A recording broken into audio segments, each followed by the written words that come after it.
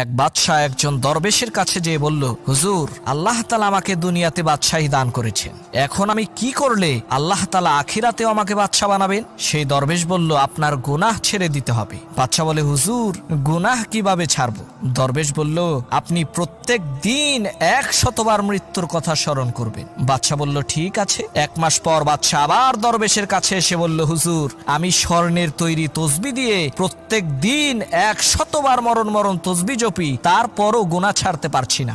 দরবেশ বললেন, তোমার তো মৃত্যুর কথা স্মরণ করা একবারও হয়নি, তুমি তোমার বাদশাহী একদিনের জন্য আমাকে দাও, আমি তোমাকে শিখিয়ে দেব কিভাবে মৃত্যুর কথা স্মরণ করতে হয়। বাদশাহ বলল, ঠিক আছে। এবার দরবেশ ক্ষমতায় বসলেন, সিংহাসনে বসেই জল্লাদকে অর্ডার করলেন, বাদশাকে এই মুহূর্তে হত্যা করো। জল্লাদ দৌড়ে এসে বাদশার গলায় ছুরি ধরার সাথে সাথে বাদশাহ জ্ঞান হারালেন। জ্ঞান ফেরার পর দরবেশ তাকে বললেন, সবেমাত্র একবার মৃত্যুর কথা স্মরণ